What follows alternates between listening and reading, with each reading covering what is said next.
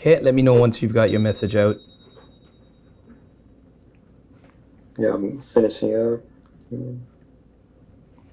And then once you're done, let me know if you got anything else in the pipeline. Let's review a couple other leads you got as well, and I can give you some tips if you want. Oh, yes. Yeah, I think that'd be very relevant. So I have another QC Sunday. Yep. And that's with Adam as well. Yep. He's also, I'll send you a link too. Sure. Popping in the Zoom chat or on Slack? Yeah, I'll do it in the Zoom chat. Yep. So he has an e-commerce site. Mm-hmm.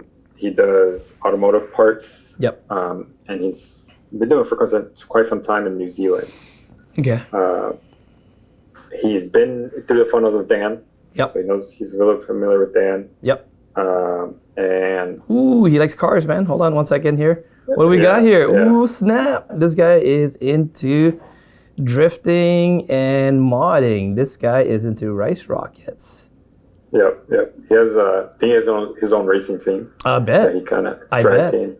Yeah, I mean, in Australia, New Zealand, I mean, using Holden parts and everything else like this, torque, lowering leaf. Okay, yeah, this guy is very, very much interesting. Yeah, he's got the TN. Yes. A niche. And what he was saying, so I got on a call with him already. What he was saying was he definitely does not have systems in place for him, for his business. Yep. So that's something he's missing. Because with the whole COVID, it actually went good for him. His sales went up. Yep. But there's so much going on that he was having a hard time handling, the amount of influx in sales and orders and things like that. Mm-hmm. Very similar to like bicycle stores, anything that's hobby related. Like bicycle stores, all these businesses saw a huge uptick in sales because people had time on their hands. And if he had, and of course people want to do, lifestyle outdoor stuff kind of thing, or it'll be the perfect time, right? A busy dude or gal who loves to fix up cars, right? I mean, we got Lindsay behind the camera there. She is one heck of a grease monkey. She knows how to. She can blow out your engine and build 9-second quarter-mile cars.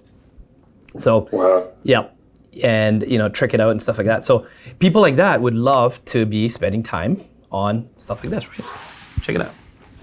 Look at that. They're nice. It's like the Vin Diesel and the Fast and Furious of New Zealand. So when you talk shop with this guy, when you get on, okay, what kind of profile him for me already? What kind of a personality do you think he is? Already, he's. I think from what I saw. Process elimination. Sapphire, Pearl, delete. Yes, no. Yeah. Ruby, Emerald. There weren't much Sapphire, Pearl in there. Right. It was more Ruby, Emerald. Bingo. Guys who build cars like this, especially when you want to do the engines and you want to dyno it and you want to do all the stuff. The guys who own the shops, they got a lot of Emerald in them. Yeah. Right. The Ruby obviously, very the racing. Detailed, yeah. You might get some Sapphire. Sometimes the Sapphires love the racing as well too. But then they'll have the pit crew. They'll have their tech. They'll have an assistant. They'll have a right-hand partner who's more of with the specs and the engine and everything else like that. The attention to detail. So guys who build this will definitely have like a Ruby Emerald side to them. That blend. So okay, now that you know that, what motivated him? Like he probably likes the racing himself. He probably did it himself. Then he started getting parts, and then he started probably supplying people around. Sourcing the stuff. How big is his store? How many employees does he have? He has less than 10. Mm-hmm. He has one shop, one store. Located where? In Christchurch, Rotorua, where in? I think it was like Auckland or... Auckland, okay. Yeah. Right, so... and look at that, he's got... it's interesting, because he's got, that's his thing. He's got a whole bunch of other countries. Yep. How big is does he have franchise? Or does he just do this? No, it's just him. It's just that e-commerce store and then his shop. Okay. He does. Where's he sourcing all the stuff? Big on New Zealand. Yeah, he's supplying all the stuff here, right? So he's buying from the wholesalers and he's selling it. I can see he has definitely more of the. He's got kudos. These are nice. This is an EG Civic right here. I don't see him carrying any Volk. If he's carrying some Volks, that's all from Japan. For the Japanese cars, a lot like this. Okay, so this one here. So this Rota is it's a kind of a copy of the Volk T37s, right? With especially for all the S2000s, the Miatas, these guys, they all use those kind of mags. They look really cool. They're super light, small for four-cylinder engines. My friend has a Miata. Yep, right. So all the Miata Club guys, they'll use that.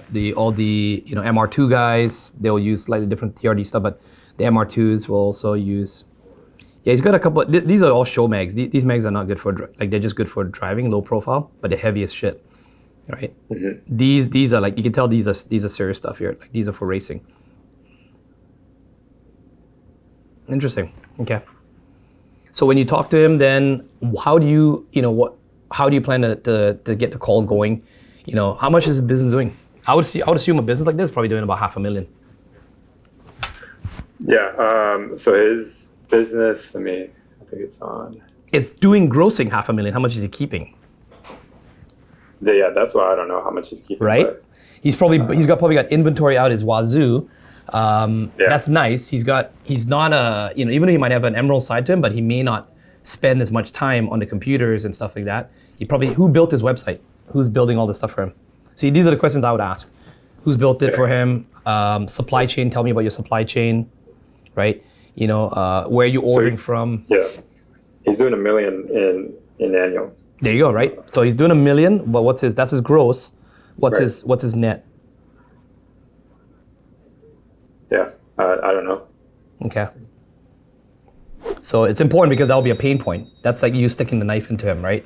When he says, oh yeah, I'm doing $1 million, but really I'm like making my net as a business owner is like 50,000. I'm like, shit, you might as well go back and get a job. Right? I know you like this as a passion, but how do we make your business more profitable? So he's working in the business, not on the business. Yes. Right? He did say that. There you go. So you want to use that. If he uses that specific term, then use it back with him. You'd be like, so you're working in the business, not on the business. Does he know who Michael Gerber is? E-Myth, the book E-Myth? No, I don't know. Add that to your notes. That's another card you can play. You don't have to play it. I'm giving you different cards you can play, right? Depending on the situation. So if he knows who Michael Gerber is, it helps, because if we talk about HTI with him on the call, then HTS, right? One second here. You can still see my screen, right? Yeah. Okay.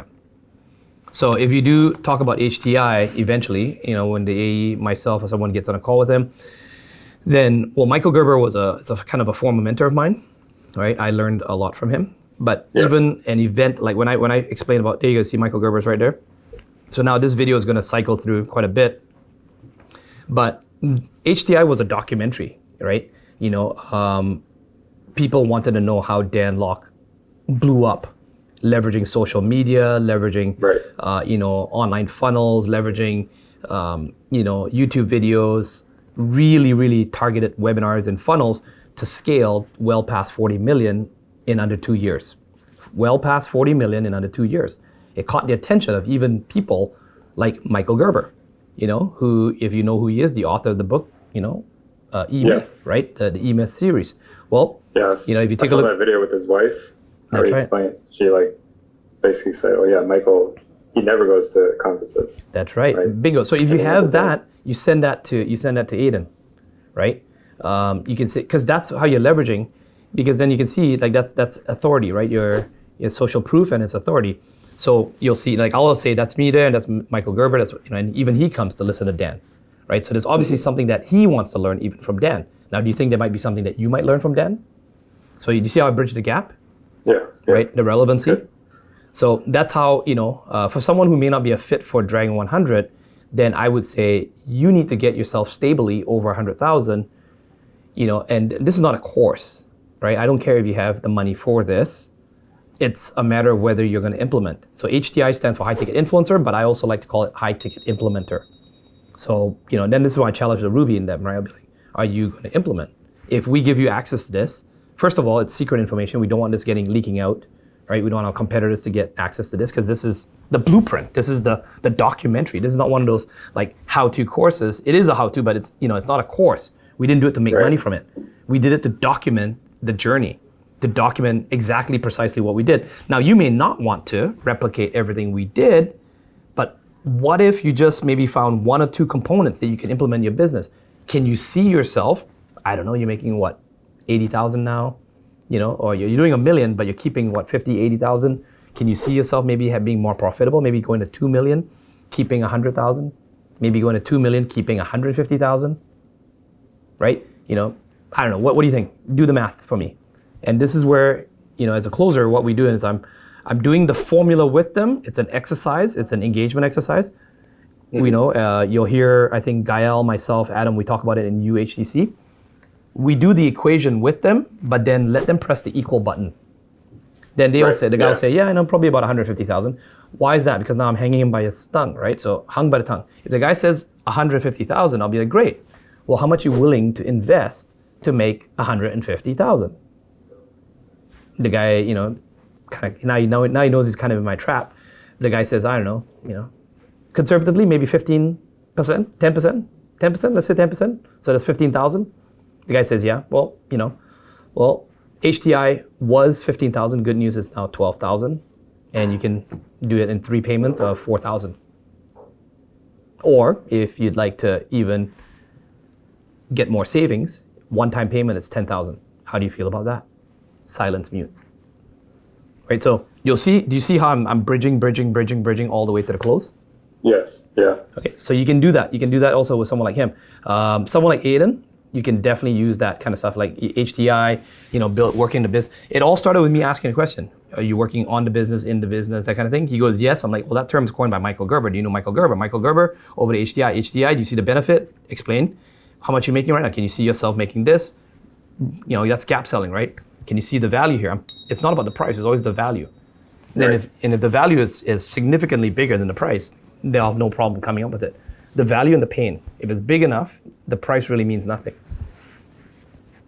Yeah. Is that making sense?